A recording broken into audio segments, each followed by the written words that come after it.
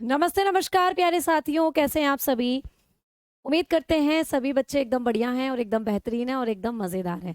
तो सभी प्यारे साथियों का स्वागत है आपके प्यारे से परिवार रोजगार विद अंकित में। जल्दी से सभी बच्चे क्लास के साथ जुड़ जाएंगे और क्लास को फिर आगे लेकर जाएंगे हम लोग, ठीक है।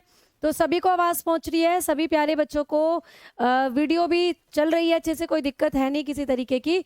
तो भाई आ जाएं, क्लास को करते हैं शुरू। Good morning, good morning, good morning, नमस्कार, जय हिंद, जय भारत। और सभी प्यारे बच्चे जुड़ जाएंगे क्लास के साथ। तो भाई प्यारे बच्चों, टॉपिक चल रहा था कोशिका, और कोशिका के अंदर पढ़ रहे थे सेल ऑर्गेनल्स को, ठीक है। कोशिकांगों के बारे में बात चल रही थी। तो जो कोशिकांग होते हैं, इसमें हम लोग केंद्रक के बारे में बात कर रहे थे।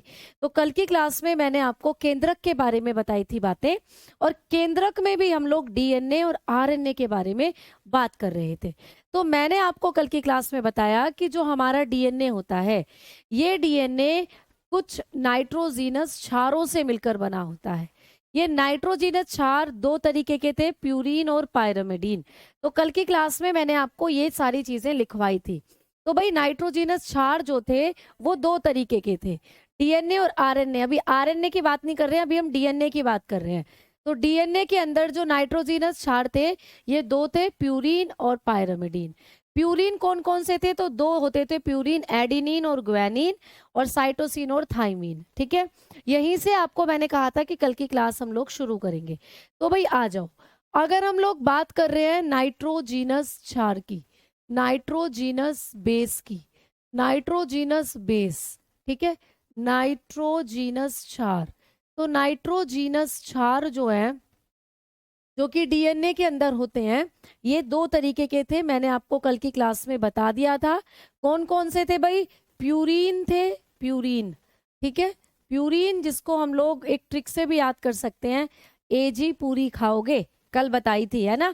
प्यूरीन, और दूसरा था पायरिमिडीन, ठीक है। दूसरा क्या था? Pyrimidine, pyrimidine. तो दूसरा था पायरिमिडीन, ठीक है, पायरिमिडीन। तो प्यूरीन और पायरिमिडीन ये दो तरीके के क्या थे? Nitrogenous base. अब इसमें ये जो प्यूरीन है ना, ये भी दो तरीके के थे। एक था एडिनिन, एडिनिन मैंने आपको लिखवाया था, एडिनिन, ठीक है, एडिनिन था बेटा। और दूसरा था आपका ग्वानिन। दूसरा क्या था? ग्वानिन, ठीक है। तो आपको कभी भी एग्जाम में पूछेगा कि डीएनए के अंदर जो नाइट्रोजीनस क्षार होते हैं ये कितने हैं? तो दो हैं।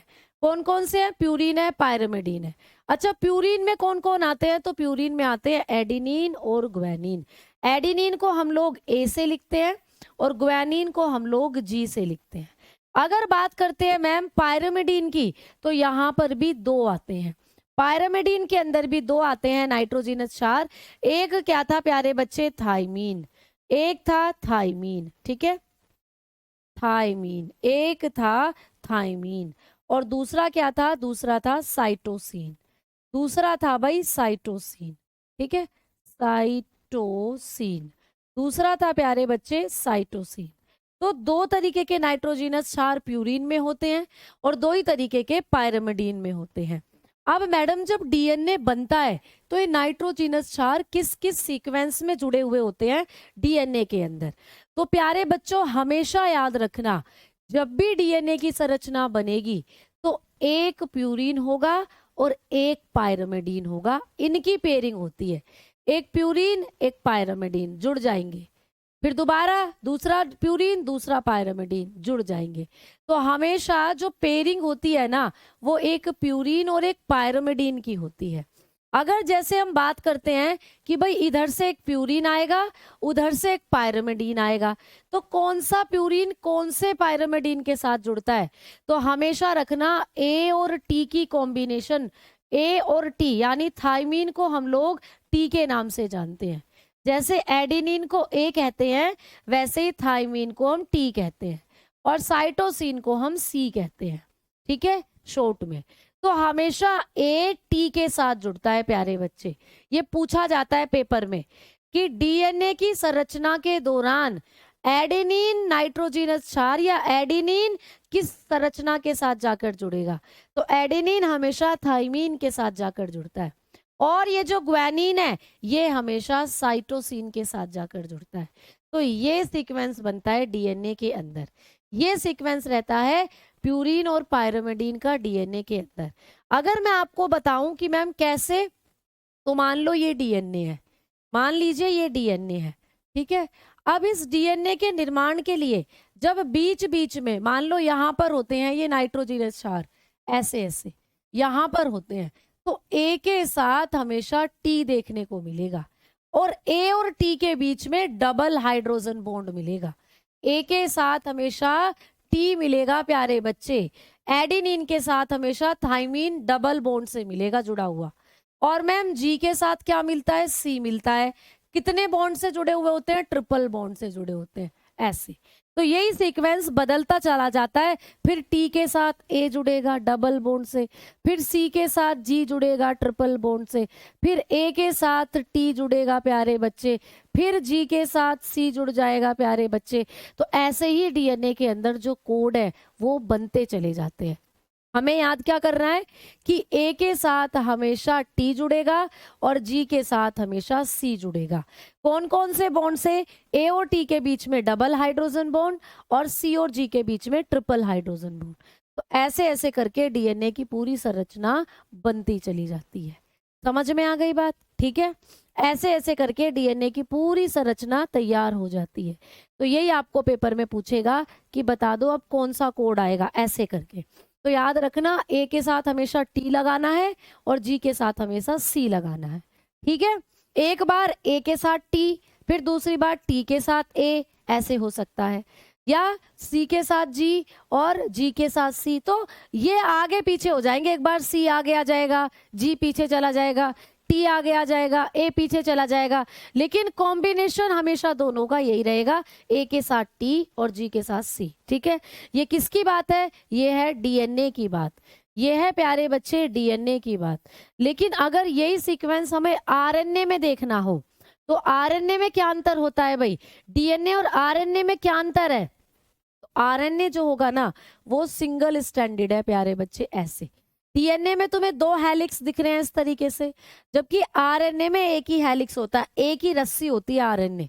ये आरएनए है, इसमें भी यही नाइट्रोजनस क्षार होते हैं इसमें, लेकिन अंतर क्या होता है, ए के साथ यू जुड़ेगा आकर, यूरेसिल, ए के साथ यूरेसिल जुड़ता है, यूरेसिल। ये पेपर में पूछा जाता है कि डीएनए और आरएनए की संरचना में, आरएनए की संरचना में एडिनिन के साथ कौन सा नाइट्रोजनस क्षार आके जुड़ेगा। तो यहाँ पे तो आप देख रहे हो ना, ए के साथ जब डीएनए बन रहा है ए के साथ थाइमीन जुड़ रहा है, ए के साथ टी जुड़ रहा है, लेकिन आरएनए में थोड़ा चेंज हो जाता है, आरएनए में ए के साथ यू जुड़ता है, टी नहीं जुड़ता। यानी ये जो थाइमीन है ना ये केवल डीएनए में मिलता है, आरएनए में आपको थाइमीन के स्थान पर यूरेसिल मिलेगा, जबकि ये वाला कॉम्बिनेशन सेम रहेगा, ग्वानिन और साइटोसिन का कॉम्बिनेशन सेम रहेगा आरएनए में भी। तो थोड़ा सा अंतर है आरएनए और डीएनए में, क्या, डीएनए दो हेलिक्स से बना है, दो रस्सियां हैं, आरएनए में एक ही रस्सी है। दूसरा डिफरेंस, जो डीएनए होता है इसके अंदर एडिनिन के साथ थाइमीन जुड़ता है, जबकि आरएनए की संरचना में एडिनिन के साथ यूरेसिल आकर जुड़ जाता है। इस तरीके का कॉम्बिनेशन बनता है, A double bond U, G triple bond C, ठीक है, U double bond A, C triple bond G, ठीक है, ए डबल बॉन्ड यू और जी ट्रिपल बॉन्ड सी। ऐसे करके नाइट्रोजनस क्षार जुड़ते हैं आरएनए के अंदर। और आरएनए का निर्माण डीएनए से ही होता है बेटा। जब डीएनए के ये हेलिक्स खुल जाते हैं, ये हैं प्यारे बच्चे हेलिक्स, मान लीजिए यहाँ पे 5' लिखा हुआ है, यहाँ 3' लिखा हुआ है, तो जब ये ऐसे ऐसे खुलकर आएगा तो इधर 3' होगा, इधर 5' होगा, ठीक है। तो प्यारे बच्चे जब ये डीएनए के हेलिक्स खुलेंगे, मान लो एक हेलिक्स ये है डीएनए का, ये रहा, ठीक है, और दूसरा हेलिक्स ये है डीएनए का, ये रहा। तो जब ये डीएनए के हेलिक्स, इनको क्या कहते हैं, हेलिक्स, क्या है ये डीएनए के हेलिक्स हैं, ये डीएनए के हेलिक्स हैं बेटा। जब ये डीएनए के हेलिक्स खुलते हैं तो कौन सा एंजाइम है जो इनको खोलने का काम करता है? ये डीएनए के हेलिक्स देखो ऐसे ऐसे करके खुलते चले जाएंगे, ऐसे ऐसे ऐसे ऐसे। तो जब तक ये डबल स्ट्रक्चर है, 2 हेलिक्स है, तब तक तो इसको डीएनए कहेंगे, तो इतना तो ये डीएनए कहलाया जाएगा। लेकिन जब इसके हेलिक्स ऐसे ऐसे सिंगल सिंगल होते चले जाएंगे, फिर इसको तुम आरएनए कह दोगे। तो डीएनए से ही टूटकर बनता है आरएनए। कब बनता है डीएनए से टूटकर आरएनए? जब ये डीएनए के हेलिक्स खुल जाते हैं। और डीएनए के हेलिक्स को खोलने का काम कौन करता है? एक एंजाइम ये काम करता है। डीएनए के हेलिक्स को खोलने का काम एक एंजाइम, एक विकार का होता है। इस एंजाइम का नाम है हेलिकेज एंजाइम। क्या है प्यारे बच्चे? तो लिखेंगे हेलिकेज एंजाइम है इसका नाम, हेलिकेज एंजाइम। तो ये पूछा जाएगा कि हेलिकेज एंजाइम जो होता है ये क्या काम करता है? तो हेलिकेज एंजाइम डीएनए के दोनों हेलिक्स को ओपन करने का काम करता है। ठीक है, जो डीएनए के दोनों हेलिक्स हैं उनको ओपन करने का काम करता है, ये खोलने का काम करता है। बताओ यहां तक कोई दिक्कत किसी भी बच्चे को? बोलो। ठीक है, चलो। हाँ जी भारत जी, ये काम भी होते ही रहते हैं, है ना। चलो भाई, अब आगे बढ़े। चले, अब देखो भैया, एएलपी के लिए बुक है आपकी रोजगार विदंकित एप्लीकेशन की, आप उसको ले सकते हो। बाकी जो भी बुक आपको अच्छी लगे, कोई भी एनसीईआरटी की बुक ले सकते हो, कुछ भी। ठीक है, अब एक बार फिर से सुनेंगे भाई। जब हम डीएनए और आरएनए की संरचना का निर्माण करते हैं, तो डीएनए और आरएनए की संरचना को बनाने का काम करते हैं कुछ नाइट्रोजिनस क्षार। नाइट्रोजिनस क्षार 2 थे, प्यूरीन, पायरिमिडीन। प्यूरीन भी 2 हैं, पायरिमिडीन भी 2 हैं। प्यूरीन है एडिनिन और ग्वानिन, जबकि पायरिमिडीन थे साइटोसिन और थाइमीन। ठीक है, साइटोसिन और थाइमीन। ठीक है, अब जब भी डीएनए का निर्माण होगा तो एक एडिनिन एक थाइमीन के साथ जुड़ेगा। ए और टी का कॉम्बिनेशन बनता है, जी और सी का कॉम्बिनेशन बनता है डीएनए के निर्माण के लिए। लेकिन अगर हम आरएनए की बात करते हैं तो आरएनए में टी नहीं होता, आरएनए के अंदर थाइमीन नहीं होता। थाइमीन की जगह कौन सा नाइट्रोजिनस क्षार आकर जुड़ जाता है? यूरेसिल आकर जुड़ जाता है। तो आरएनए का जब निर्माण होगा तो कॉम्बिनेशन ए और यू का बनेगा, बाकी जी और सी सेम ही रहेगा डीएनए की तरह। और डीएनए से टूटकर ही आरएनए बनता है बेटा।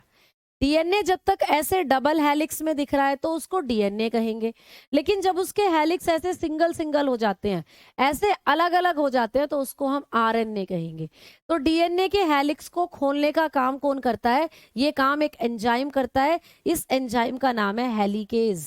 तो हेलिकेज एंजाइम डीएनए के हेलिक्स को ओपन करने का काम करता है। ठीक है, क्लियर? चलें अब आगे। मैम कैमिल में आरबीसी, हाँ कैमिल प्यारे बच्चे अपवाद के तौर पर आप उसको ले सकते हो। जो कैमिल होता है और लामा होता है। एक बच्चे का डाउट है कि मैम आपने बताया था कि जो जानवर है या चौपाया जानवर है या हम लोग, हमारी आरबीसी में केंद्रक नहीं होता। सही बात है बिल्कुल। लेकिन अगर आप लोगों को नोट कर कर यहाँ लिख रही हूँ, एक पेज पर कहीं भी साइड में नोट कर लीजिएगा।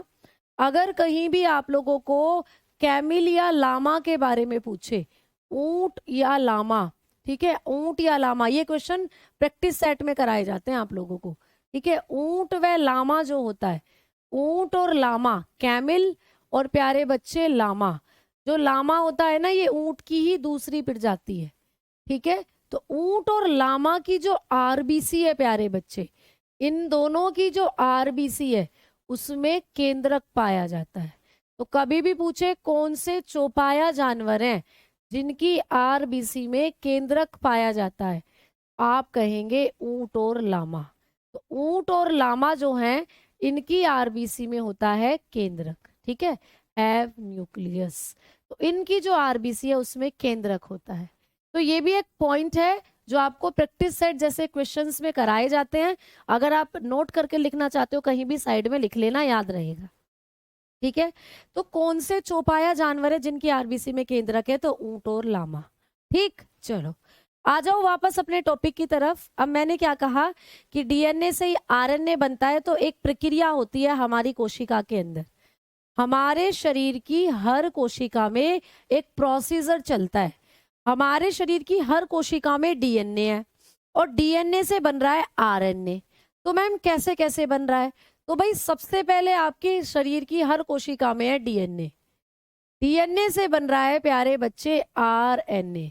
ठीक है, आरएनए 3 प्रकार के होते हैं, अभी बताऊंगी। ठीक है, और आरएनए क्या कर रहा है मैम? आरएनए बना रहा है प्रोटीन। आरएनए बना रहा है प्रोटीन। तो आपके शरीर की हर कोशिका में ये साइकिल चल रही है। सबसे पहले बन रहा है डीएनए, डीएनए से बन रहा है एमआरएनए और एमआरएनए बना रहा है प्रोटीन। ठीक है मैम, इस पूरी प्रक्रिया को क्या कहा जाता है? पेपर में पूछेगा कि जब डीएनए से आरएनए, आरएनए से प्रोटीन बनेगा तो इस पूरी प्रक्रिया को क्या कहते हैं? तो इस पूरी की पूरी प्रक्रिया को कहते हैं central dogma of cell. Central dogma of cell क्या कहते हैं? सेंट्रल डोग्मा ऑफ सेल, कोशिका का केंद्रीय सिद्धांत। इसको कहा जाता है कोशिका का केंद्रीय सिद्धांत। तो कोशिका के केंद्र में ना एक साइकिल चलती है। भाई कोशिका के केंद्र में होता है क्या? केंद्रक में क्या पाया जाता है? डीएनए बताया था। तो ये कोशिका है प्यारे बच्चे, इसके अंदर ये केंद्रक है, इसमें है डीएनए। अब इस डीएनए से ही टूटकर बन रहा है आरएनए और आरएनए बना रहा है प्रोटीन जो सारी कोशिका में फैल रही है। आरएनए बना रहा है प्रोटीन जो सारी कोशिका में फैल रही है। तो इस पूरी प्रक्रिया को कहते हैं कोशिका का केंद्रीय सिद्धांत। तो ये पूछा जाता है कि इनमें से कौन सा एक सेंट्रल डोग्मा को प्रदर्शित करता है। तो आपको तरह तरह के ऑप्शन दे देगा, पहले आरएनए, फिर डीएनए, फिर प्रोटीन, आगे पीछे करके दे देगा ये सारे सीक्वेंस। तो आपको याद रखना है सही सीक्वेंस ये होता है, पहले डीएनए, डीएनए से एमआरएनए, एमआरएनए से प्रोटीन। ये होगा सेंट्रल डोग्मा का सही सीक्वेंस। अब आपको पूछेगा कि मैम जब हमारे शरीर में डीएनए से आरएनए बन रहा है, डीएनए से क्या बन रहा है भाई? आरएनए बन रहा है, एमआरएनए बन रहा है। तो इतने इस छोटे से प्रोसेस को किस नाम से जाना जाता है? इस छोटी सी प्रक्रिया को किस नाम से जाना जाता है? तो ये तो भाई ये पूरी रिएक्शन है, इस पूरी रिएक्शन को कहते हैं सेंट्रल डोग्मा। लेकिन आधे आधे स्टेप करके पूछ ले, आधे आधे स्टेप का भी नाम है बेटा। तो जब डीएनए से केवल एमआरएनए बन रहा है तो इस प्रक्रिया को हम कहते हैं ट्रांसक्रिप्शन। क्या कहते हैं? ट्रांसक्रिप्शन। क्या कहते हैं प्यारे बच्चे? ट्रांसक्रिप्शन। इसको कहा जाता है अनुलेखन। क्या कहते हैं? अनुलेखन। पेपर में पूछ लेगा कि कोशिका सिद्धांत के अंदर अनुलेखन क्या है, अनुलेखन क्या है या ट्रांसक्रिप्शन क्या है? तो आप बताएंगे कि जब डीएनए से एमआरएनए बनता है उसी को कहते हैं हम लोग अनुलेखन। तो ऑप्शन दे देगा, आरएनए से डीएनए का निर्माण, डीएनए से आरएनए का निर्माण, आरएनए से प्रोटीन का निर्माण, प्रोटीन से आरएनए का निर्माण, ऐसे कर करके ऑप्शन दे देगा। तो आपको याद रखना है कि ट्रांसक्रिप्शन हम किसको कहते हैं? जब डीएनए से आरएनए बनता है। ठीक है, ये प्यारे बच्चे जो जीन अभिनियंत्रिकी होती है ना, जेनेटिक्स जो होती है, उसके अंदर पहला स्टेप यही होता है। यानी सबसे पहले जो हमारी कोशिका के अंदर डीएनए है वो टूटकर आरएनए बनाएगा। ठीक है, तो ये क्या होता है? जीन अभिनियंत्रिकी में आप लोग लिख सकते हो, जीन अभिव्यक्ति में प्रथम चरण है ये। तो ये प्रश्न भी आ सकता है कि जीन अभिव्यक्ति का प्रथम चरण कौन सा होता है? तो आप बताएंगे जीन अभिव्यक्ति का प्रथम चरण होता है अनुलेखन। अनुलेखन को ही कहा जाता है जीन अभिव्यक्ति का प्रथम चरण। जीन लिखना इसको, ठीक है, जीन अभिव्यक्ति का प्रथम चरण है, फर्स्ट स्टेप ऑफ, लिखेंगे first step, first step of genetics या जेनेटिक इंजीनियरिंग। ठीक है, जेनेटिक इंजीनियरिंग का फर्स्ट स्टेप होता है ये। तो देखो पेपर कैसे, क्वेश्चन कैसे आएगा? क्वेश्चन यही आएगा कि जीन अभिव्यक्ति का प्रथम चरण क्या है। ऑप्शन दे देगा आपको, अनुलेखन है, अनुवादन है, ठीक है, या आप लोगों को दे देगा और दूसरा कोई भी ऑप्शन बनाकर। तो याद रखना जीन अभिव्यक्ति के अंदर, जेनेटिक्स के अंदर जो पहला स्टेप होता है वो यही है, अनुलेखन। क्या है अनुलेखन? अनुलेखन है एक प्रक्रिया जिसमें डीएनए से बन जाता है आरएनए। ठीक है। अच्छा मैम, डीएनए से आरएनए जो बना है, यहाँ पर कौन सा एंजाइम है जो काम कर रहा है? यहाँ पर कौन सा एंजाइम है जो काम कर रहा है? मतलब डीएनए से आरएनए बन रहा है तो कौन सा एंजाइम यहाँ पर यूज हो रहा है? या आपको पूछ ले कि अनुलेखन की प्रक्रिया में कौन सा एंजाइम है जो इस्तेमाल किया जा रहा है, ये भी पूछ लेता है। तो डीएनए से मैसेंजर आरएनए बनाने के लिए जो एंजाइम है उसको कहते हैं हम लोग RNA polymerase. RNA polymerase enzyme, polymerase enzyme. RNA polymerase enzyme है बेटा जो इस्तेमाल किया जाता है अनुलेखन की प्रक्रिया में। यानी इस डीएनए से टूटकर जब मैसेंजर आरएनए बनेगा तो आरएनए पॉलीमरेज एंजाइम यहाँ पर काम करेगा। ठीक है, समझ में आ गई बात? यहाँ पर इंग्लिश में लिख रही हूँ, RNA polymerase enzyme, RNA polymerase. ये छोटी सी ऐसी चीजें हैं जो आपको जरा सी डिफिकल्ट लगेंगी, बट आप धीरे धीरे अगर इनको पढ़ेंगे तो पेपर में क्वेश्चन करके आ जाओगे। अनुवादक है जीन अभिव्यक्ति से क्या तात्पर्य है?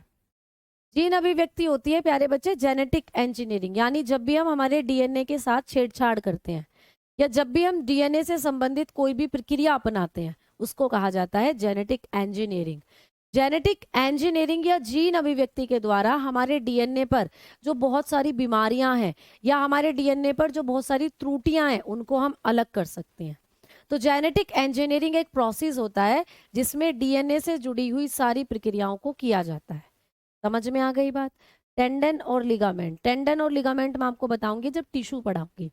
टेंडन जो होते हैं ये आपके शरीर की ऐसे ऊतक होते हैं जो आपके शरीर में आपकी हड्डी और मांसपेशी को जोड़ने का काम करते हैं, जबकि जो लिगामेंट है वो हड्डी से हड्डी को जोड़ने का काम करते हैं।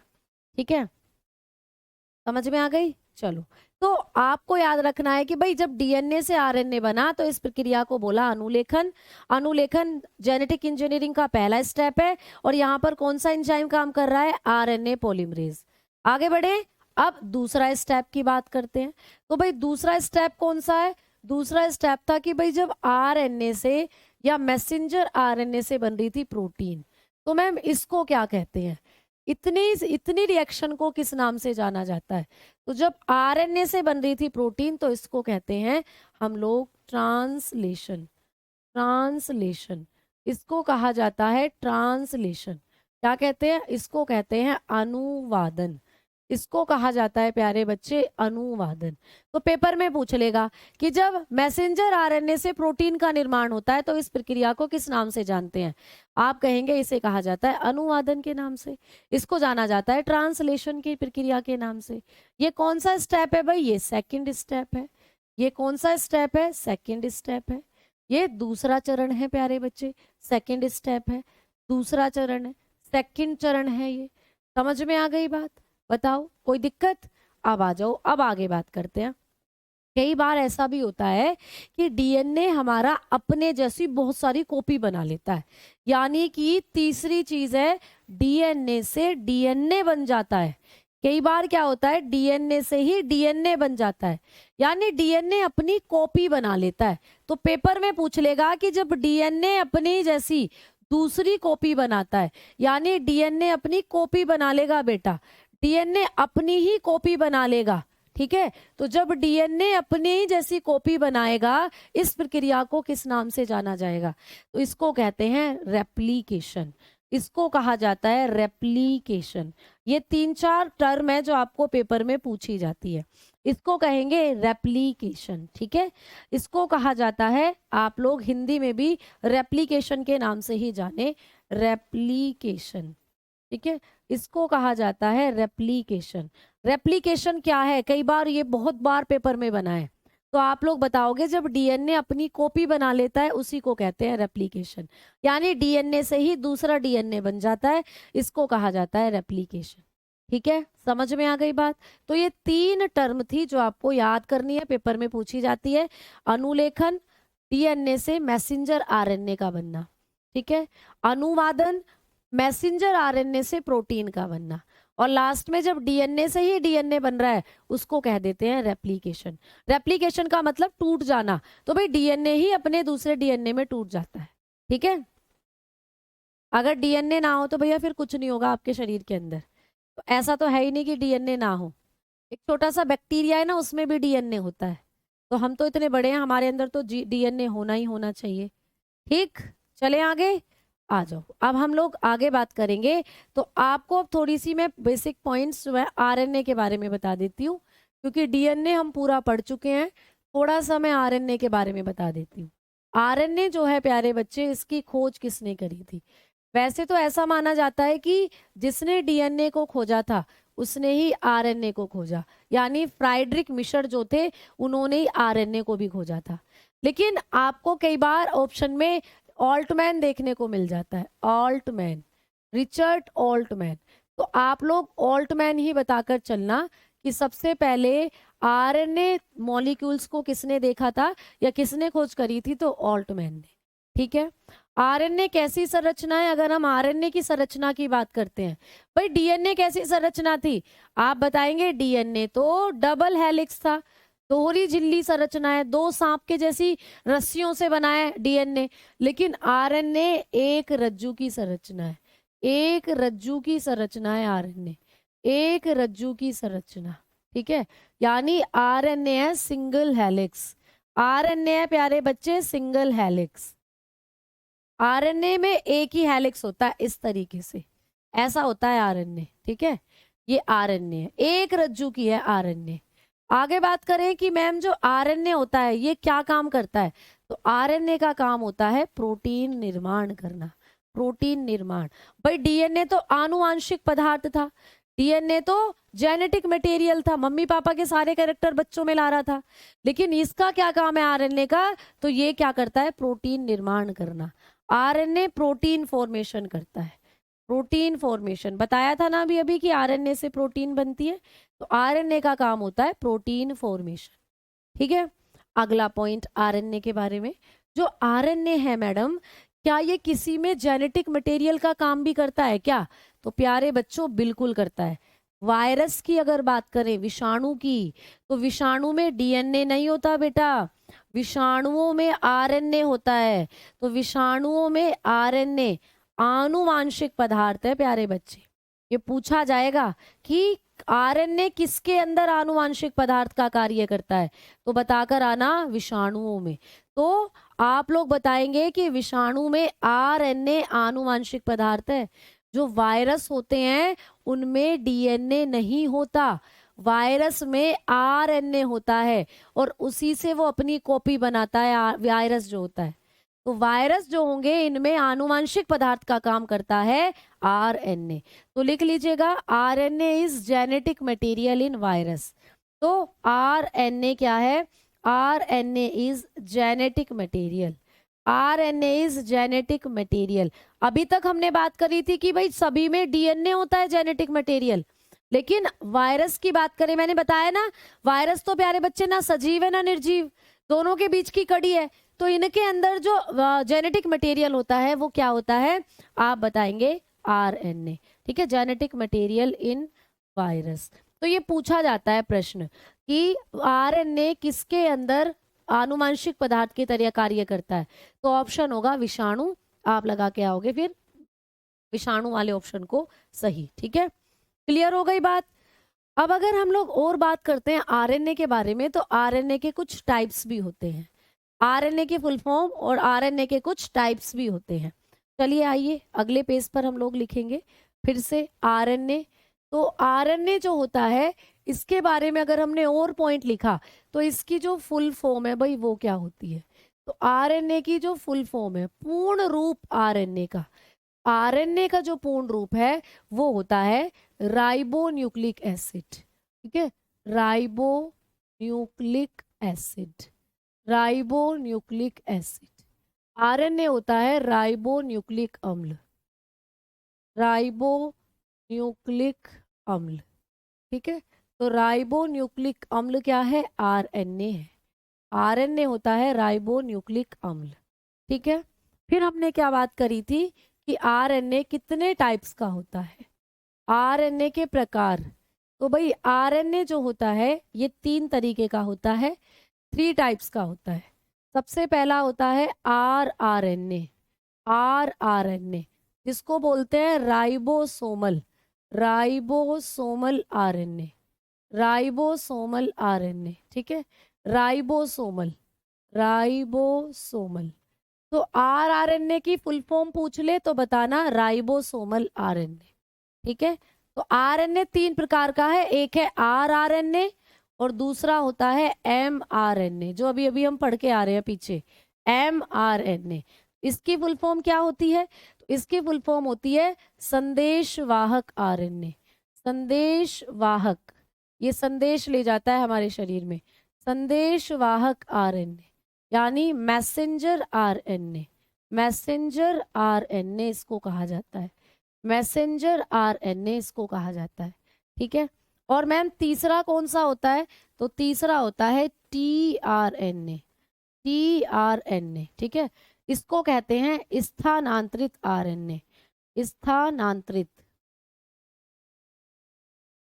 इसको कहते हैं स्थानांतरित आरएनए यानी कि ट्रांसफर आरएनए, ट्रांसफर आरएनए इसको कहा जाता है, ट्रांसफर आरएनए। तो आरएनए 3 प्रकार के होते हैं। ठीक है, आरएनए, एमआरएनए और ट्रांसफर यानी टीआरएनए। इनमें सबसे मुख्य आरएनए कौन सा है?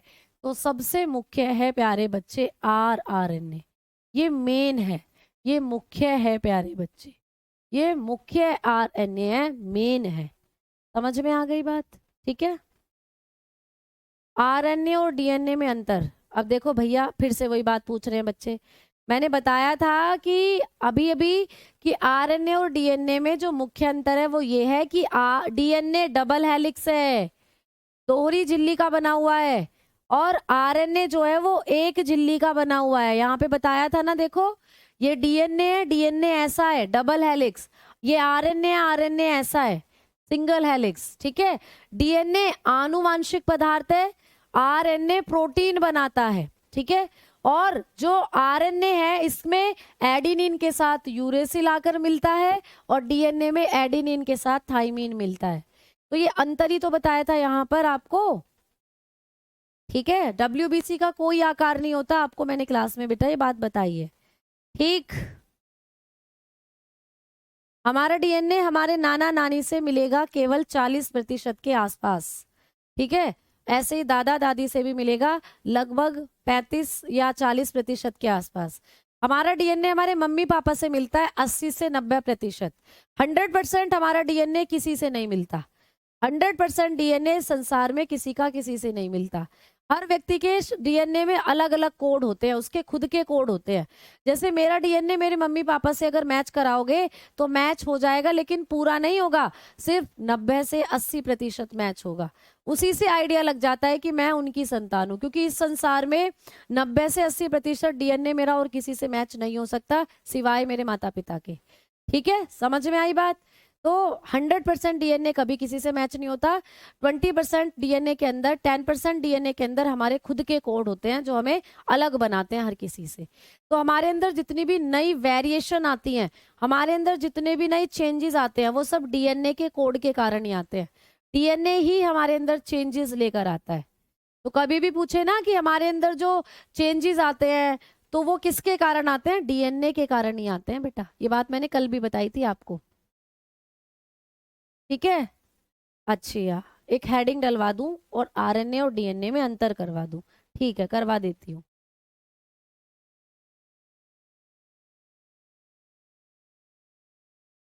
चलो तो इधर लिख लेते हैं डीएनए और इधर लिख लेते हैं आरएनए।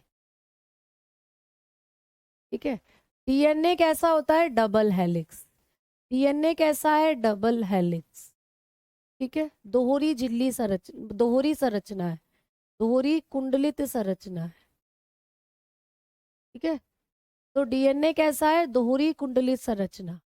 जबकि आरएनए कैसा है भाई, आरएनए है एक कुंडलित संरचना, एक कुंडलित संरचना, ठीक है, एक कुंडलित संरचना मीन्स सिंगल हेलिक्स है, सिंगल हेलिक्स, ठीक है, सिंगल हेलिक्स। आगे बात करें तो डीएनए जो होता है इसकी खोज करी थी फ्राइड्रिक मिशर ने, फ्राइड्रिक मिशर, ठीक है, तो इसको ढूंढा था फ्राइड्रिच मिशर ने। जबकि यहां पर बताया मैंने ऑल्टमैन, ऑल्टमैन, ठीक है, ऑल्टमैन, रिचर्ड ऑल्टमैन, ऑल्टमैन लिख लो काफी है। यहां पर मैंने बताया कि यहां पर एडिनिन के साथ डबल बॉन्ड से मिलेगा थाइमीन, थाइमीन होगा यहाँ पर, थाइमीन पाया जाता है, ठीक है, यहाँ पर क्या होगा, थाइमीन पाया जाता है। जबकि यहाँ पर थाइमीन नहीं होता, यहाँ पर क्या होता है, यूरेसिल पाया जाता है, यू, तो यहाँ पर यूरेसिल पाया जाता है, यूरेसिल पाया जाता है, ठीक, तो यहाँ पर क्या पाया जाता है प्यारे बच्चे, यूरेसिल, यहाँ पर यूरेसिल मिलेगा आपको, यहाँ पर मिलेगा थाइमीन, ठीक, समझ में आ गई बात, ठीक। आगे देखो, अगर यहाँ पर बात करते हैं तो ये जेनेटिक मटेरियल है, जेनेटिक मटेरियल यानी आनुवांशिक पदार्थ है ये, ठीक है, ये आनुवांशिक पदार्थ है, आनुवांशिक पदार्थ, ठीक, सभी का आनुवांशिक पदार्थ है ये, लिख रही हूँ सभी में, ठीक है, सभी में जो भी है, बैक्टीरिया हो, हम हो, सभी का आनुवांशिक पदार्थ है डीएनए। लेकिन ये किसका आनुवांशिक पदार्थ है, वायरस का, तो ये विषाणु का आनुवांशिक पदार्थ है, ये विषाणु का आनुवांशिक पदार्थ है, ठीक है, ये विषाणु का आनुवांशिक पदार्थ है, ठीक, तो ये किसका जेनेटिक मटेरियल है, वायरस का, जेनेटिक मटेरियल ऑफ वायरस, तो ये वायरस का जेनेटिक मटेरियल है, विषाणु का आनुवांशिक पदार्थ है, लेकिन डीएनए सभी का आनुवांशिक पदार्थ है ना। और लास्ट पॉइंट क्या लिख सकते हो कि ये जो आपका आरएनए है ये क्या काम करता है, तो आरएनए प्रोटीन बनाने का काम करता है, यहाँ पर लिख रही हूँ प्रोटीन फॉर्मेशन, ये प्रोटीन फॉर्मेशन करता है, प्रोटीन फॉर्मेशन करता है, इसका मेन काम प्रोटीन फॉर्मेशन है, प्रोटीन निर्माण करता है, लेकिन वायरस के शरीर में ये जेनेटिक मटेरियल का काम भी करता है। तो इसका काम क्या होता है भाई, प्रोटीन निर्माण करना, तो ये हमारे अंदर क्या कर रहा है, प्रोटीन बना रहा है, जबकि वायरस में ये आनुवांशिक पदार्थ की तरह काम कर रहा है ना, ठीक है। कुछ बच्चों को ये इसलिए लिखवाया है क्योंकि उनको ना समझ नहीं आ रही थी चीजें, अब दोनों को अच्छे से पढ़ लेंगे तो समझ में आ जाएंगी। अब मैं बढ़ रही हूँ बेटा आगे की तरफ। अब आप लोगों को ये सारी चीजें थी जो आपको मुझे डीएनए और आरएनए के बारे में बतानी थी। अब आ जाओ, अब मैं आगे की तरफ बढ़ रही हूँ। एक प्रोसीजर होता है जिसका नाम है एक प्रोसीजर था डीएनए फिंगरप्रिंटिंग। उसको आप थोड़ा सा बस ये याद रखेंगे कि जब भी हम किसी अपराधी की जांच करते हैं, भाई जैसे कोई चोर है, कोई क्रिमिनल है, वो कहीं पर आया था, उसने वहां पे चोरी करी है, तो पुलिस को उस पर शक है, पुलिस के पास, पुलिस उसको पकड़ेगी और उसका डीएनए टेस्ट कराएगी, और जो सबूत मिले हैं, एविडेंस जो मिले हैं, मतलब जो वारदात की जगह पर एविडेंस मिले हैं, उन एविडेंस के भी डीएनए टेस्ट होंगे और उस व्यक्ति का भी डीएनए टेस्ट होगा। अगर दोनों एविडेंस आपस में मैच कर रहे हैं तो इसका मतलब जो वहां पे घटना घटित हुई है उसको घटाने वाला वो व्यक्ति ही था। तो डीएनए फिंगरप्रिंटिंग एक टेस्ट होता है बेटा, डीएनए फिंगरप्रिंटिंग। अगर आपको कभी पूछे कि डीएनए फिंगरप्रिंटिंग, डीएनए फिंगरप्रिंटिंग जो होती है, डीएनए अनुलिपीकरण, ठीक है, इसको बोलते हैं डीएनए अनुलिपीकरण, अनुलिपीकरण, ये क्या है, तो एक टेक्निक है प्यारे बच्चे, ये डीएनए अनुलिपीकरण जो है एक टेक्निक है। इस टेक्निक को, ये टेक्निक कहाँ यूज की जाती है, या इस टेक्निक की खोज किसने करी थी, ये पूछ ले। तो इसकी जो डिस्कवरी है वो करी थी एलेक ज़ैफरी ने। किसने? एलेक ज़ैफरी। तो एलेक ज़ैफरी जी थे जिन्होंने इस टेक्निक को खोजा था। एलेक ज़ैफरी, ये पूछा जा सकता है कि डीएनए टेक्निक की खोज किसने करी थी? एलेक ज़ैफरी ने। ठीक है, इससे क्या करते हैं? अपराधी की पहचान, अपराधी माता पिता की पहचान। ठीक है, माता पिता की पहचान। तो भाई यही वो टेक्निक है जिसके द्वारा हम किसी अपराधी या माता पिता की पहचान करते हैं। टू आइडेंटिफाई, टू आइडेंटिफाई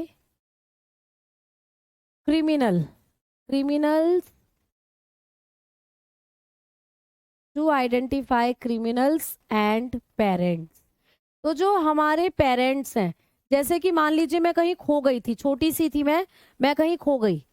अब मैं मिल गई पुलिस को, पुलिस ने, मैं थोड़ी बड़ी हो गई और पुलिस को मिल गई, मैं कहीं बैठी हुई, पुलिस मुझे थाने में ले आई। तो थाने में कुछ रिपोर्ट्स दर्ज थी कि हमारे बच्चा खो गया है। तो पुलिस ने देखा, पुलिस ने सोचा कि कहीं ये बच्चा तो नहीं है, इसके मम्मी पापा को बुला लिया जाए। मतलब जिन्होंने रिपोर्ट्स लिखवाई थी उनको बुला लिया जाता है। अब दो कपल आ गए, एक कह रहा है ये मेरी बेटी है, एक कह रहा है ये मेरी बेटी है। अब पुलिस तो फंस गई, किसको बच्ची को दे, किसकी बच्ची है, कौन सच बोल रहा है, कुछ नहीं पता। तो पुलिस क्या करेगी? उस बच्ची का डीएनए टेस्ट कराएगी उन दोनों कपल से, मतलब उन दोनों मम्मी पापा से, और जो दूसरे मम्मी पापा है, दो कपल जो आए हैं उन दोनों से उस बच्ची का डीएनए टेस्ट होगा, और जिससे उस बच्ची का डीएनए 90 से 80% मैच कर रहा होगा, वो बच्ची फिर उन्हीं को सौंप दी जाएगी, यानी वही उस बच्ची के असली माता पिता है। तो अपराधी की पहचान या पेरेंट्स की जो पहचान करते हैं वो इसी तरीके से की जाती है। ठीक है, समझ में आ गई बात? हाँ, तो एलेक ज़ैफरी ने करी थी। ये छोटा सा पॉइंट और आपको याद रखना था। अब भैया केंद्रक से मिल गई निजात, देखा कितना बड़ा टॉपिक है ये सेल वाला, और कितना ज्यादा कुछ इसके अंदर से आ जाता है। तो आधी चीजें हमने जेनेटिक्स वाले चैप्टर की यहीं कवर कर दी है। अब जेनेटिक्स आपको दोबारा करने की जरूरत नहीं है, बस वहां मेंडल वगैरह के बारे में थोड़ा बहुत बताऊंगी।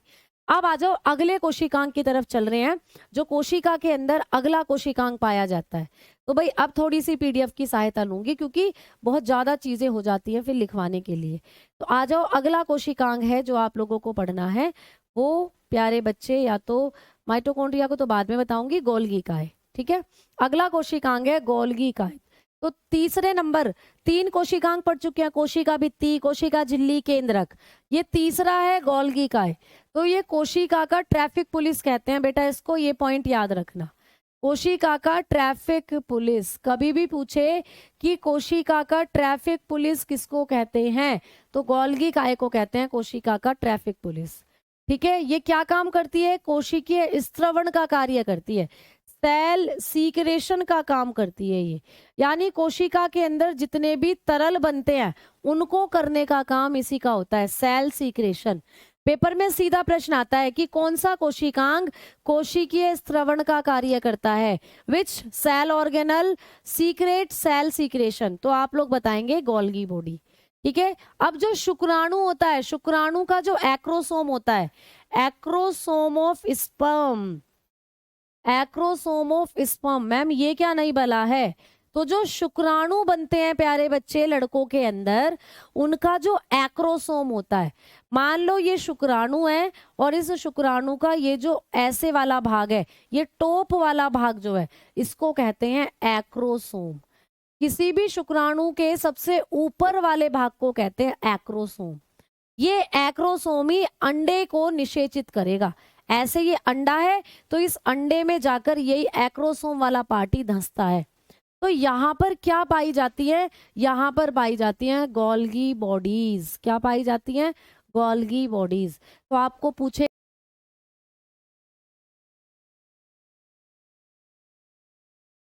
बॉडीज का, चलो दिखाती हूँ तुम्हें एक्रोसोम। एक्रोसोम ऑफ स्पर्म आपको पूछ लेगा। यहां से और भी चीजें आ सकती हैं, आपको ना पिक्चर दे देता है एक्रोसोम। देखो आपको ना शुक्राणु की पिक्चर दे देगा और पूछेगा बताओ शुक्राणु में ये कौन कौन से भाग हैं, ऐसे करके आपको पिक्चर दे देगा। तो मान लीजिए ये है स्पर्म की फोटो, ये स्पर्म फोटो है, ठीक है, स्पर्म सेल है ये। ऐसे मिलते हैं भाई स्पर्म्स, ऐसे होते हैं शुक्राणु। तो इसमें देखो ये वाला जो सबसे आगे वाला पार्ट है ये है एक्रोसोम, ठीक है। ये बीच में जो दिख रहा है ये होता है प्यारे बच्चे केंद्रक। ये क्या है? केंद्रक। इस फोटो को ना ड्रॉ कर लेना, क्योंकि कई बार ना ऐसे लाइन लाइन खींची आ जाएगी और आपको नाम पूछ लेगा कि बताओ यहाँ क्या आएगा, यहाँ क्या आएगा। ये केंद्रक है। ये वाला जो पार्ट होता है ये होता है सेंट्रियोल। क्या है प्यारे बच्चे? सेंट्रियोल, ठीक है। ये वाला पार्ट है सेंट्रियोल, ठीक है। ये वाला पार्ट है सेंट्रियोल। और यहां पर इसके अंदर ये जो मिल रहा है ये है माइटोकॉन्ड्रिया, सूत्री कणिका, सूत्र कणिका। तो यहाँ पर इसमें माइटोकॉन्ड्रिया भी होता है और ये इसका फिलामेंट है, यानी कि तंतु, जिसके द्वारा ये क्या करता है? गति करता है। तो ये इतनी संरचनाएं एक शुक्राणु से संबंधित हैं।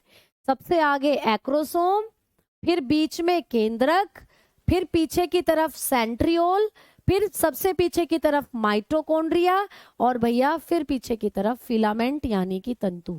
इस पिक्चर को ड्रॉ कर लेना। जो बच्चा पीडीएफ बनाएगा प्लीज इसे ड्रॉ भी कर देना पिक्चर को, ठीक है। क्लियर? हाँ चलो, तो ये आ गई आपको कहानी। अब जो गोल्गी काय होते हैं ये क्या करती हैं प्यारे बच्चे? इनको पैकेजिंग सामग्री भी कहते हैं, पैकेजिंग, ठीक है। ये पैकेजिंग का भी काम करती हैं, बंडल भी बनाती हैं। बंडल बनाना, कोशिका के अंदर जितनी भी प्रोटीन बनती है ना उसको पैक करने का काम करती हैं ये। भाई मैंने कहा ना डीएनए, डीएनए से बना आरएनए, आरएनए ने बनाई प्रोटीन, प्रोटीन बनाकर बखेर दी पूरी कोशिका में। अब पूरी कोशिका में बिखरी हुई प्रोटीन को समेटने का काम यही करती हैं गोल्गी काय। तो पूरी कोशिका में जो प्रोटीन बिखरी हुई है उसको समेटने का काम किसका हो जाता है? गोल्गी काय का। तो इसीलिए इनको बंडल भी कहते हैं, या पैकेजिंग करने वाला भी इनको ही कहा जाता है, गोल्गी काय को। तो कभी भी ऐसा प्रश्न बने कि कोशिका में कौन है जो बंडल की तरह गट्ठर बनाता है प्रोटीन के, या प्रोटीन पैकेजिंग का काम करता है, तो आप गोल्गी काय बताकर आना, ठीक है। समझ में आ गई बात? आ जाओ अगले कोशिकांग की तरफ बढ़ रहे हैं, लाइसोसोम। अगला कोशिकांग है भाई लाइसोसोम। लाइसोसोम जो होते हैं इनकी खोज करी थी ड्यूड्यूब ने। अच्छा यहां से एक चीज और दिख लो, गोल्गी काय में खोज और पूछ लेगा आपको कि मैम किसने गोल्गी काय की खोज करी थी, डिस्कवरी। तो गोल्गी काय की जो डिस्कवरी थी वो करी थी कैमिलो गोल्गी ने। किसने भाई? कैमिलो गोल्गी, कैमिलो गोल्गी, ठीक है। तो कैमिलो गोल्गी ने डिस्कवर करा था गोल्गी काय को, कैमिलो गोल्गी, ठीक है। कैमिलो गोल्गी ने डिस्कवर करा था गोल्गी काय को, है ना। हाँ कैमिलो गोल्गी ने। जीव द्रव्य लास्ट में पढ़ाऊंगी, इस टॉपिक के लास्ट में, मतलब जब ये टॉपिक कंप्लीट हो जाएगा तब बताऊंगी जीव द्रव्य के बारे में। आ जाओ अब बात कर लो लाइसोसोम। लाइसोसोम की खोज करी थी भाई डी ड्यूब ने। अब लाइसोसोम से जो ज्यादा प्रश्न आता है वो ये कि इसको किस नाम से जानते हैं, तो इसको कहते हैं सुसाइडल बैग, आत्मघाती थैली।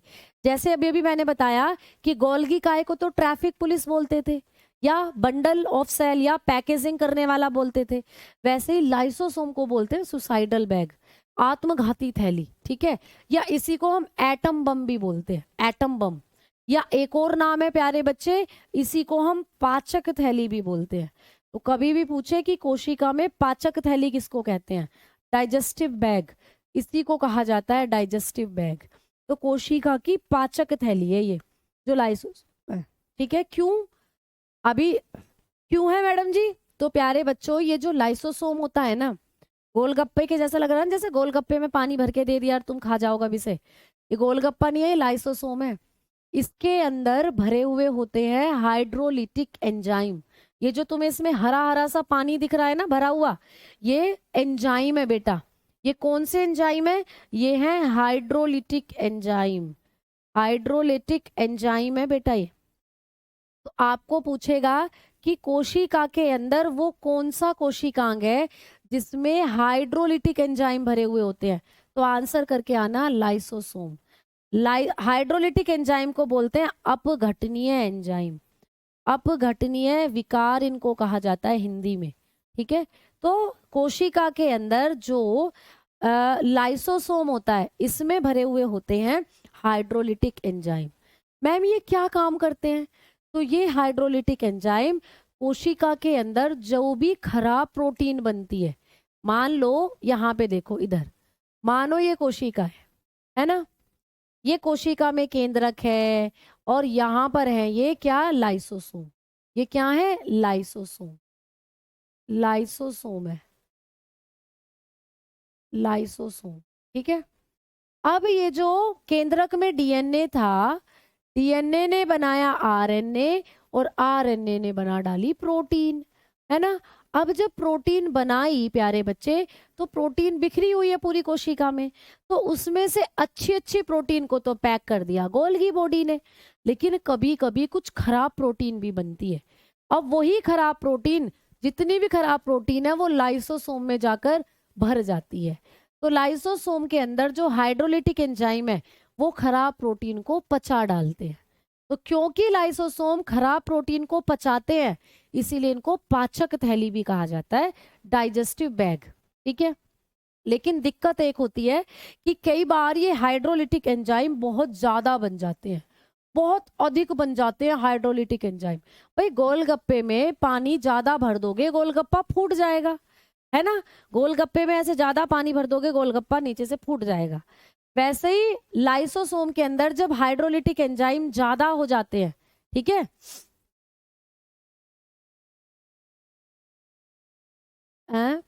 पैंघर क्यों नहीं मिलती, पैंघर क्या होता है बेटा, एक दूसरे का क्या कारण है बेटा, समझ नहीं आया। आप रोहिताश क्या पूछना चाह रहे हो, पैंघर क्या है बेटा, पैंघर क्या होता है, मुझे समझ नहीं आया। तो अब आप क्या करेंगे कि ये जो हाइड्रोलिटिक एंजाइम है बहुत ज्यादा बन गए, तो ये भी लाइसोसोम फट जाता है भाई, ये लाइसोसोम भी फट जाता है, ऐसे ये फट जाएगा। अब जैसे ये फटा तो सारे हाइड्रोलिटिक एंजाइम पूरी कोशिका में फैल जाते हैं और पूरी कोशिका की हो जाती है मृत्यु। तो इसीलिए लाइसोसोम को कहा जाता है आत्मघाती थैली, इसीलिए इसको कहते हैं हम लोग आत्मघाती थैली, सुसाइडल बैग। कभी भी आपको पूछे कि कोशिका के अंदर जो सुसाइडल बैग है वो क्या है, तो आप बताओगे लाइसोसोम। तो इसीलिए लाइसोसोम को कहते हैं सुसाइडल बैग। ठीक है। नहीं मैम, हैंड टू हैंड खा जाए, हाँ हैंड टू हैंड खा जाओगे तो नहीं फटेगी, लेकिन थोड़ा सा अगर रखा रोक के तो फट जाएगी फिर वो, है ना। चलो अब आगे बात कर रहे हैं। ऐसा मानकर चलो 7 के आसपास, 7 से 8 का रेशो लेकर चलो बायो का। ठीक, आ जाओ आगे बात करते हैं। अब ये लाइसोसोम के बारे में इतना पॉइंट है जो आपको याद रखना है। तो देखो लिखा हुआ भी है कि इनमें क्या होते हैं, लाइसोसोम में अपघटनीय विकार हाइड्रोलिटिक एंजाइम होते हैं। और ये जो हाइड्रोलिटिक एंजाइम है ना, इनका पीएच मान भी पूछ सकता है कितना होता है। तो इनका पीएच मान होता है 4 से 5। कितना होता है इनका पीएच मान, 4 से 5, यानी अम्लीय होते हैं, एसिडिक होते हैं प्यारे बच्चे, अम्लीय होते हैं। ठीक है। और अगर किसी को कैंसर है ना, उसकी कोशिका में ये लाइसोजाइम आपको बहुत ज्यादा दिखेंगे। तो लाइसोसोम जो हैं कैंसर वाली कोशिका में बहुत ज्यादा आपको दिखते हैं, कई कई संख्या में लाइसोसोम दिखेंगे आपको कैंसर वाली कोशिका में। तो लिखा हुआ है कैंसर कोशिका में इनकी संख्या सामान्य से अधिक होती है। More in cancer cell, more in cancer cell. ठीक है। तो कैंसर सेल में ये ज्यादा होते हैं, बहुत ज्यादा होते हैं। क्लियर। अब चल रहे हैं अगले कोशिकांग की तरफ। अगला कोशिकांग कौन सा है, तो बात करेंगे अब हम लोग कोई छोटा सा कोशिकांग जिसके बारे में मैं बताऊं, क्योंकि टाइम हो चला है। तो अब हम बात कर लेते हैं राइबोसोम के बारे में, है ना। आ जाओ, तो बात कर लेते हैं राइबोसोम के बारे में। राइबोसोम, आ जाओ। तो राइबोसोम क्या है प्यारे बच्चे, आ जाओ बात करते हैं। अगला कोशिकांग है चौथे नंबर, 5वें नंबर का कोशिकांग है राइबोसोम। खोज किसने करी थी, जॉर्ज ई पेलाडे ने, जॉर्ज ई पेलाडे ने। ठीक है। टैबलेट लेते हैं तो बेटा, टैबलेट जब हम लेते हैं तो टैबलेट पचेगी नहीं, टैबलेट आपके पेट में जो पानी है उसमें जाकर घुलेगी, वहां से आंतों में पहुंचेगी, आंतों से फिर ब्लड में पहुंचेगी, और ब्लड में पहुंचकर फिर पूरे उसका जो इफेक्ट है वो आपके पूरे शहर में, पूरे शरीर में फैलेगा। अगर दवाइयों को पचाने में टाइम लगेगा ना, तो भाई खाने को पचाने में तो 2 से 3 घंटे लगते हैं, तो टैबलेट का तो असर फिर से 2 से 3 घंटे बाद होगा। दर्द तो अब हो रहा है पेट में, खाई दवाई तो 2 से 3 घंटे बाद ठीक होगा। नहीं, टैबलेट लेने के आधे घंटे 1 घंटे के बाद आप लोगों का जो दर्द है उसमें रिलीफ मिलना शुरू हो जाता है। तो दवाइयाँ पचती नहीं है, दवाइयाँ लिक्विड में घुलेंगी पेट के, फिर आंतों में पहुंचेंगी, आंतों से जो ब्लड है उसमें पहुंच जाएंगी, और ब्लड से फिर आपकी बॉडी में वो सर्कुलेट हो जाएंगी। ठीक है। फिंगरप्रिंट एक दूसरे के क्यों नहीं मिलते हैं? बेटा फिंगरप्रिंटिंग भी सभी की स्ट्रक्चर जो है वो अलग अलग होती हैं। हमारे जो हाथ हैं ये भी वेरिएशन जो हमारे अंदर आई है डीएनए के कारण ही है, ऐसा समझो। तो डीएनए ने हमारी बॉडी स्ट्रक्चर में वेरिएशन लाई है बेटा। तो ये हमारे फिंगरप्रिंटिंग्स भी जो हैं ये सब में वेरिएंट होते हैं, वेरिएशन होती है इनके अंदर भी, अलग अलग होते हैं। ठीक है, चलो आओ आगे बात कर रहे हैं। भाई जॉर्ज पैलाडे ने खोजा था राइबोसोम को। राइबोसोम जो होते हैं ये बहुत पूछा जाता है, प्रोटीन की फैक्ट्री कहते हैं इनको। बेटा मैंने अभी भी बताया कि जो हमारे आरएनए है, आरएनए प्रोटीन बनाता है। तो देखो ये जो राइबोसोम होते हैं ना, ये आपके इस पर ना आरएनए की यूनिट लगी हुई होती है, ऐसे करके देखो ये लगी हुई, ये जुड़ा हुआ मैसेंजर आरएनए, ये जुड़ा हुआ टीआरएनए, है ना। तो यहाँ पर ना आरएनए आकर जुड़ते हैं जो हमारे राइबोसोम होते हैं। तो जहां पर भी आरएनए जाकर जुड़ेगा वहां पर हमेशा प्रोटीन बनेगी। ठीक है, या जहां पर भी राइबोसोम पाए जाएंगे वहां पर हमेशा प्रोटीन बनेगी। तो आपको दिख रहा है ना कि ये जो राइबोसोम है इस पर आरएनए आकर जुड़े हुए हैं। तो यहाँ पर कभी भी आपको पूछे कि राइबोसोम क्या करते हैं, तो प्रोटीन की फैक्ट्री कहते हैं इनको। ये प्रोटीन बनाने का काम करते हैं राइबोसोम। ठीक है, तो क्या काम करते हैं? प्रोटीन संश्लेषण करते हैं, हेल्प इन प्रोटीन सिंथेसिस। जैसे पेड़ पौधे प्रकाश संश्लेषण करके अपना खाना बनाते हैं, प्रकाश संश्लेषण करते हैं, वैसे ही हमारे शरीर में जो राइबोसोम है ये प्रोटीन सिंथेसिस करते हैं। ठीक है, और ये होते हैं भाई 2 प्रकार के, कौन कौन से? 70S और 80S। जब मैंने आपको प्रोकैरियोटिक और यूकैरियोटिक कोशिका पढ़ाई थी तो वहां इनको बताया था कि भाई प्रोकैरियोटिक कोशिका में केवल 70S प्रकार के राइबोसोम है, और जो बड़े वाले राइबोसोम होते हैं 80S प्रकार के वो होते हैं यूकैरियोटिक और यूकैरियोटिक कोशिका में दोनों होते हैं। ये बात मैंने आपको बताई थी। अब बात एक आती है कि मैम इनके नाम के पीछे एस क्यों लिखा हुआ है? एस का मतलब होता है सेव्ड बर्ग। तो सेव्ड बर्ग ये इकाई है बेटा। तो राइबोसोम को मापने की जो यूनिट है या इकाई है वो होती है सेव्ड बर्ग। तो ये सेव्ड बर्ग लिखा हुआ है, सेव्ड बर्ग। ठीक है, समझ में आ गई बात? अब एक चीज और याद रखनी है कि मैम जो 70S टाइप के राइबोसोम है और जो 80S टाइप के राइबोसोम है ये कैसे बने हैं? जैसे आप मैथ में 5 + 5 को जोड़ देते हो तो 10 बन जाता है ना। 4 + 4 को जोड़ते हो तो 8 बन जाता है। वैसे मैम ये कैसे कैसे जुड़कर बने हैं? तो ये प्रश्न आता है बेटा एग्जाम में। अगर हम 70S राइबोसोम की बात करते हैं तो इनकी 2 उप इकाइयां आपको एग्जाम में पूछी जाएंगी। उप इकाई, सब यूनिट पूछी जाएगी, सब यूनिट। इनकी सब यूनिट की अगर हम बात करते हैं तो सब यूनिट बेटा 2 हैं, एक तो होगी 50 और एक होगी 30। आप बोलोगे मैम 50 और 30 को जोड़ रहे हैं तो 80 बनता है, यहाँ तो आपने 70 लिखा हुआ है।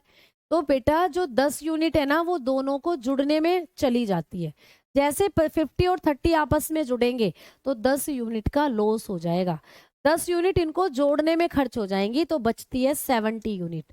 तो पेपर में आएगा कि 70S राइबोसोम की कौन कौन सी 2 उप इकाइयां हैं, तो आप आंसर लगा के आना 50S और 30S। ये बड़ी यूनिट है इसकी और ये छोटी यूनिट है इसकी। समझ में आ गई बात? -10 यूनिट यहाँ पर क्या हो गई? खर्च हो गई। -10 यूनिट का यहाँ पर हमें लॉस हो गया, वो खर्च हो गई। तो आपको जो मिलकर टोटल सब यूनिट बनती है वो 70 बन जाती है। वैसे ही 80 का पूछ लेगा भाई, 80S राइबोसोम है तो इनकी कौन कौन सी उप इकाइयां हैं? इनकी उप इकाई की बात करें तो इनकी सब यूनिट की अगर हम लोग बात करते हैं, इनके अंदर भी 2 सब यूनिट होती हैं, एक 60S होगा बेटा, एक 40S होगा। अब आप बोलोगे मैम 60 और 40 तो 100 हो गया। हाँ बिल्कुल हो गया। तो यहाँ पर जब 80 प्रकार के राइबोसोम बनेंगे तो 20 यूनिट का लॉस होता है। तो ये क्या हो गया, दोनों आप लोग जब भी पेपर में पूछे कि एटीएस राइबोसोम को बनाने वाली दो इकाइयां कौन सी हैं, तो आंसर करके आना 60 और 40। आप बताएंगे कि यहाँ पर 20 यूनिट का हमें कितना क्या होता है, लॉस होता है। 20 यूनिट का यहाँ पर हमें लॉस होता है। दोनों जब जुड़ेंगे तो 20 यूनिट खर्च हो जाती हैं, मिलकर बचती हैं 80। तो ये बड़ी यूनिट है इसकी, और प्यारे बच्चे ये छोटी यूनिट है। समझ में आई बातें या नहीं, बताओ। ठीक है बेटा, वो थेरेपी होती है जब दवाइयां चलती है ना, कीमोथेरेपी, वो साइड इफेक्ट्स होता है उनका केमिकल्स का, इसीलिए बाल वगैरह उड़ जाते हैं। ठीक है, आगे बढ़ रही हूँ अब मैं। अब देखो आ गई ना बच्चों की वही दिक्कत विवेक की कि मैम लिख कर पढ़ाओ, कुछ समझ नहीं आ रहा। अगर मैं यही चीज लिख कर पढ़ाऊंगी तो सह लगाने वाले एक हफ्ते में भी खत्म नहीं होगा बेटा। इसमें तुम्हें क्या समझ नहीं आ रहा ये बताना। सीधे सीधे पॉइंट है, ये तुम्हें पढ़ने हैं। खोज किसने करी, इसमें मैं कुछ नहीं पढ़ा सकती, जॉर्ज पेलाडे ने करी।